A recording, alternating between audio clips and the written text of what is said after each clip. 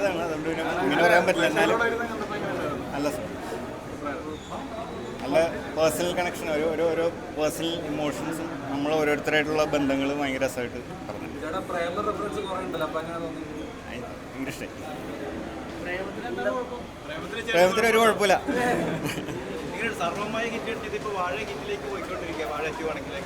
അടുത്തത് ഇനി പറ.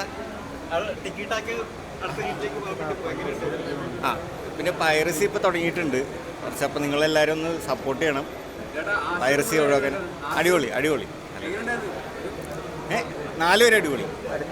മൊത്തത്തിൽ ഹീറോയിൻസ് അടിപൊളി, ക്യാരക്ടേഴ്സൊക്കെ അടിപൊളി, എഴുത്തടിപൊളി, camera, editing, music, sound design എല്ലാം എനിക്കിഷ്ടം.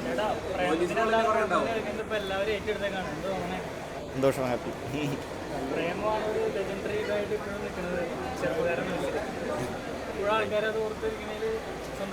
പിന്നെ ഭയങ്കര സന്തോഷം.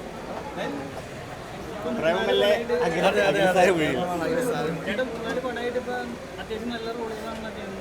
Thank you. ഇനി അല്ല സെലക്റ്റീവ് അല്ല, നല്ലത്. ഇവർ വിളിക്കുമ്പോൾ എനിക്ക് ഭയങ്കര പേഴ്സണലി ഇഷ്ടപ്പെട്ടു കഥ. Thank you. ഇല്ല, ഇനി കുറച്ച് ഷൂട്ടുണ്ട്. എൻ്റെ എഴുത്തും പ്രീ പ്രൊഡക്ഷൻ നടക്കാം. നിവിനായിട്ട് എന്തെങ്കിലും ഡിസ്കസ് ചെയ്തു, ഞാനൊക്കെ ഡിസ്കസ് ചെയ്തു. ആ ഇപ്പോൾ ഇവരെനിക്ക് കുറച്ച് ഇൻസ്പിറേഷൻ തന്നിട്ടുണ്ട്. അപ്പോൾ പ്രേമത്തിൻ്റെ അടുത്തൊരു സ്റ്റെപ്പ് പോലെ പിടിക്കാം. നമുക്ക് മൊത്തത്തിൽ കേരളത്തിൽ ഇപ്പോൾ എല്ലാവരും നോക്കിക്കൊണ്ടിരിക്കുകയാണല്ലോ, ഹോളിവുഡ് തൊട്ട് എല്ലാ നാട്ടിലുള്ള സിനിമാക്കാരും നോക്കിക്കൊണ്ടിരിക്കുക. അപ്പോൾ അവർക്കും എല്ലാവർക്കും, നമ്മുടെ നാട്ടിലും എല്ലാവർക്കും ഒരു ഉന്മേഷമായിട്ടൊരു പരിപാടി പിടിക്കണം. തമിഴാണെങ്കിലും തെലുങ്കാണെങ്കിലും ഇന്ത്യ മൊത്തത്തിൽ അറിയപ്പെടുന്ന ഒരു ചിത്രമാണ്. അപ്പോൾ മറ്റൊരു പ്രേമം എനിക്ക് എടുക്കാൻ പറ്റില്ല. കാരണം വെച്ച് കഴിഞ്ഞാൽ ആ സമയത്ത് ആ ഒരു എനർജിയിൽ നമ്മുടെ ഒരു പല ടീമുകളും ചേർന്നിട്ട് ആ ഒരു യങ് ആയിരുന്ന ഞാൻ എടുത്ത സിനിമയാണ്. അപ്പോൾ ഇനി ഞാൻ പോയി +2 പഠിക്കണം, കോളേജ് പഠിക്കണം. ഇപ്പോൾ ഉള്ള പ്രേമങ്ങൾ എങ്ങനെയാണെന്ന് അറിയണം. അത് എളുപ്പമുള്ള പരിപാടിയല്ല. ഞാൻ എന്നെയും കൊണ്ട് പറ്റുന്ന അടുത്തൊരു, നിങ്ങൾക്ക് വേണ്ടതൊരു ഇമോഷണൽ ടച്ചുള്ളൊരു സിനിമയല്ലേ പ്രേമത്തിനെക്കാട്ടും. അപ്പോൾ അതിലേക്കാട്ടും നല്ലൊരു സിനിമയാനായിട്ട് ഞാൻ ശ്രമിക്കും. എനിക്ക് എന്ത് വേദനയാണെന്ന് പറയുന്നത് സ്ക്രിപ്റ്റിലുള്ളതാണ്. സ്ക്രിപ്റ്റിൽ ഇവൻ എടുത്തെടുത്ത് പറയിപ്പിച്ച അത് വർക്കാവുന്ന ഭയങ്കര കോൺഫിഡൻസ് ഉണ്ടായിരുന്നു. ചേട്ടൻ വന്നപ്പോൾ നമുക്ക് ഒരു ധൈര്യം ഉണ്ടായിരുന്നു. ഭയങ്കര വർക്കായിരുന്നു അത് പറഞ്ഞു ചെയ്തത്.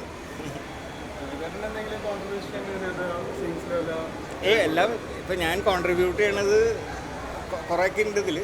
പിന്നെ അല്ലാണ്ട് ഇപ്പം എനിക്ക് കറക്ഷൻസും എല്ലാ ഗൈഡൻസും തന്നിരുന്നത് സവിനാണ്. പിന്നെ ഇടയ്ക്ക് വിപിനും ഉണ്ടാവുമായിരുന്നു. രസമായിരുന്നു.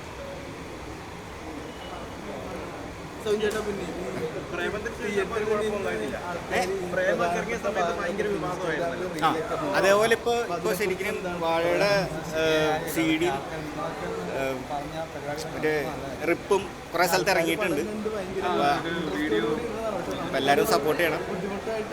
അത് ഷെയർ ചെയ്യാനല്ല, തിയേറ്ററിൽ കാണാൻ സപ്പോർട്ട് ചെയ്യണം. ഇൻസ്റ്റാഗ്രാമിൽ റീല് പോകുന്നത് ശരിക്കും ഇപ്പോൾ കുറേ ഇൻസ്റ്റാഗ്രാമിൽ ഒന്നാമത് നമുക്ക് സെർച്ച് ചെയ്ത് കണ്ടുപിടിക്കാൻ ഭയങ്കര പാടാണ്. ഡോട്ടുകളും അണ്ടർസ്കോറും നമ്മൾ പേര് മാറ്റി മലയാളത്തിലിടെ ചൈനീസിലൊക്കെ ഇട്ട് കഴിഞ്ഞ് കഴിഞ്ഞാൽ ആർക്കും കണ്ടുപിടിക്കാൻ പറ്റില്ല.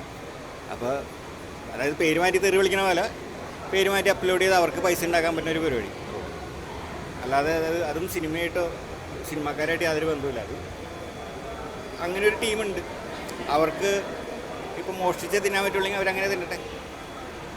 ഫസ്റ്റ് പോലീസ് സ്റ്റേഷൻ ആയിരുന്നല്ലോ, അതെങ്ങനെ ഉണ്ടായിരുന്നു? മസ്തായിരുന്നു, ഭയങ്കര പഞ്ച് ഡയലോഗൊക്കെ ഉണ്ടായിരുന്നു. അതൊക്കെ എങ്ങനെയായിരുന്നു? കാരണം ഫസ്റ്റ് ടൈമാണ് ഇങ്ങനത്തെ ഡയലോഗ് എഴുതിയിട്ടുണ്ടാവും.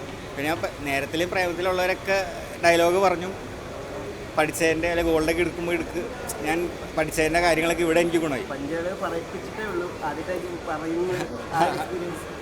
അത് സവിനും വിപിനും പിന്നെ ടീമിലുള്ള എല്ലാവരും അവർ തന്നെ ഒരു സപ്പോർട്ടിൻ്റെ പുറത്ത്. നമ്മളിപ്പോൾ ഒരു 50-100 പേരിരുന്ന് നമ്മൾ ഷൂട്ട് ചെയ്യണ അല്ലെങ്കിൽ ഉള്ളൊരു സ്ഥലത്ത് നമ്മളൊരു പഞ്ച് ഡയലോഗ് പറയുമ്പോൾ അത് ആദ്യത്തെ വരി തന്നെ ശരിയാവണമെന്നില്ല.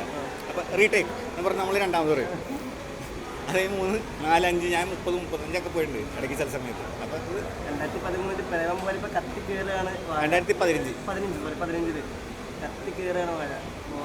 വാഴ അതിലും അടിപൊളിയായിട്ടുണ്ട്. നല്ല എനിക്ക് പ്രേമത്തിൽ ഞാൻ പ്രേമം മാത്രമേ പറഞ്ഞുള്ളൂ. ഇതിൻ്റെ അകത്ത് ബന്ധവും ഫാമിലിയും അവർ തമ്മിലുള്ള പേഴ്സണൽ ഇക്വേഷൻസ് ഇമോഷൻസ് ഒക്കെ പറഞ്ഞിട്ടുണ്ട്. അപ്പോൾ പ്രേമം എന്ന് പറയുന്നത് ശരിക്കും ഒരു സിംഗുലർ ഒരു പ്രേമം എന്ന് പറഞ്ഞ വികാരം മാത്രം ബേസ് ചെയ്ത് പറഞ്ഞേക്കുന്ന ഒരു സംഭവം. അതിൻ്റെ അകത്ത് അച്ഛൻ, അമ്മ, പെങ്ങൾ, ചേട്ടൻ, അനിയൻ, ബന്ധുക്കൾ ഇതൊന്നുമില്ല.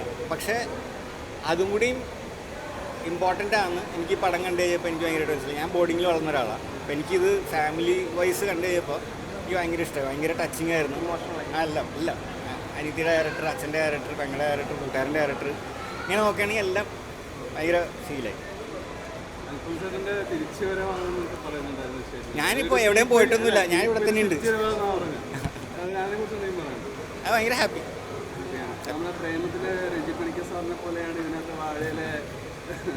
അതൊന്നും പുള്ളിയൊക്കെ കമ്മീഷണർ അല്ലെങ്കിൽ മാഫിയ കമ്മീഷണർ, ഏകലവ്യൻ, പ്രജ, ഇങ്ങനെ നമ്മളൊരു ലോഡ് സിനിമകൾ കണ്ടിട്ടില്ല. പുള്ളി അതാണ് അതിൻ്റെ എഴുത്താരനാണത്. അപ്പോൾ പുള്ളിക്ക് ആ ഡയലോഗ് ഞാൻ എഴുതി കൊടുത്തതല്ല. സാറ് എൻ്റെ അടുത്ത് ഞാൻ പറഞ്ഞു സാറ് തന്നെ എഴുത്, കാരണം സാറിന് എഴുതാൻ ഞാൻ ആരുമല്ല. അപ്പോൾ ആ ഡയലോഗ് ആ പ്രോപ്പറായിട്ടുള്ള ഇംഗ്ലീഷിൽ സാറാണ് എഴുതിയേക്കുന്നത്. എന്നിട്ട് ഞാൻ സാറിൻ്റെ അടുത്ത് ഇത് ഓക്കെയാണ് സാർ, ഇത് ചെയ്യാം എന്ന് പറഞ്ഞിട്ട് അങ്ങനെയാണ് അത് ചെയ്യുന്നത്. അപ്പോൾ അത് സാറിൻ്റെയും കൂടിയും ഇൻപുട്ടാണ്. ഇവിടെ ഇപ്പോൾ ഞാൻ പറഞ്ഞ ഡയലോഗുകളല്ല, അവർ പറഞ്ഞത് ഞാൻ ചെയ്തു. എന്തൊക്കെയാണ് ഈ കൊച്ചു കേരളത്തിൽ നടക്കണേ? ഇത്